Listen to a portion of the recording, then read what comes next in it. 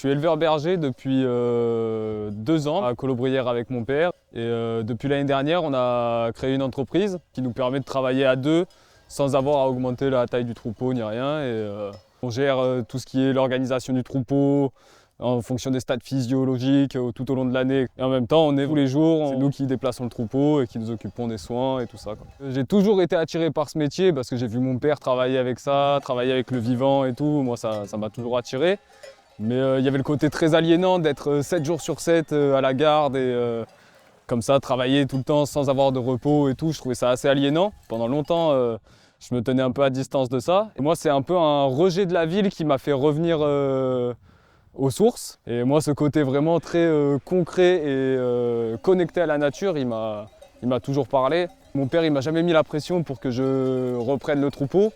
Mais quand j'ai voulu et quand je lui ai proposé qu'on travaille ensemble, il a été super content et du coup, ça s'est fait très naturellement. Il m'a de suite appris tout ce qu'il avait à m'apprendre, il m'a transmis vraiment énormément de choses. Moi, dans ma conception du métier, il y a vraiment cette envie de transmettre et de montrer un modèle d'agriculture respectueux de l'environnement.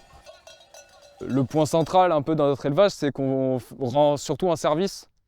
Et c'est un service d'intérêt commun qui est le débroussaillage, qui est l'entretien des paysages. L'agriculture, c'est pas juste produire de l'alimentaire, mais c'est aussi rendre des services. Le troupeau qu'on a ici, c'est des Morets rousses. Donc nous, on a 350 mères. La Morée rousse, c'est une race typique de Provence. C'est une race qui a été en voie de disparition pendant quelques années. On s'est inscrit dans cette démarche-là d'essayer d'entretenir cette race, de faire de la sélection et de l'améliorer. Et aujourd'hui, avec le changement climatique, c'est une race qui est très prisée parce que c'est des brebis qui sont très rustiques. Donc c'est-à-dire qu'elles ne sont pas difficiles, elles peuvent manger en colline, c'est des très bonnes brebis de parcours qui vont dans les forêts, qui vont exploiter le maximum de ressources. C'est des brebis qui boivent très peu d'eau, qui mangent exclusivement de l'herbe. Ici dans le Var, il fait chaud même en plein hiver, il n'y a jamais de période où il fait trop froid. Et l'été, quand il fait trop chaud, on part en montagne, donc on est transhumant. Nous, on fait l'agnelage au printemps. Là, on va plutôt privilégier les zones où on a des vraies parcelles de prairies, où on a de l'herbe fine, des fleurs, où c'est très varié et où du coup, là, il y a un apport en énergie qui est important. Et au plus tard, au 20 juin, on part en montagne. On va passer 4 mois en estive. Là, elles ont une alimentation encore plus riche qui permet d'engraisser les agneaux naturellement sans avoir à les complémenter. Et quand le troupeau redescend en octobre, on fait la transhumance à pied, où là, du coup, on prend vraiment le temps de descendre lentement pour que la ressource ait le temps de se remettre de l'été ici, où on peut reprendre notre système, d'aller dans les endroits un peu inaccessibles avec des brebis qui sont à l'entretien, quoi. Après les Alpes, on a été un des premiers départements à être touché par le retour du loup. Vu qu'on a une pratique vraiment qui est ancestrale, on a cet avantage d'être toujours aux brebis. Tous les jours, on se déplace. Le loup, il n'a pas le temps vraiment de s'organiser pour faire ses attaques. Après, on a les chiens de protection. Nous, on a 3 bergers de Maremmes, là, c'est l'équivalent des patous, mais en italien.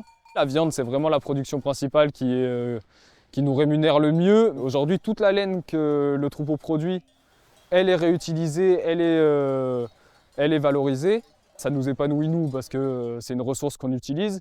Mais en plus, plus globalement, c'est quand même un modèle qui est vraiment beaucoup plus acceptable pour la planète, de produire localement et de payer les gens qui produisent. Et par contre, nous, ce qui est vraiment rémunérateur pour nous, c'est les services qu'on rend.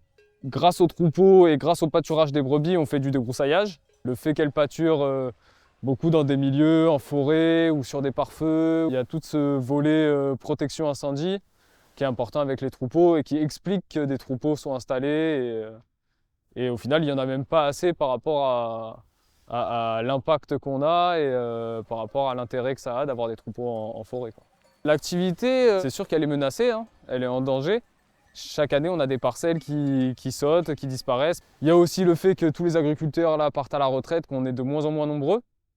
Et mine de rien, nous, c'est essentiel qu'il y ait des gens qui travaillent dans les collines, qui nettoient, qui débroussaillent aussi, qui coupent des arbres, qui fassent en sorte qu'il y ait quand même de l'herbe qui pousse un peu partout. Moi, au jour le jour, quand je me lève le matin et que je vais travailler, j'ai quand même un gros sentiment de privilège, quoi. Ça me permet d'aligner mes valeurs mes convictions avec ce que je fais au jour le jour. Et ça, ça n'a pas de prix, quoi.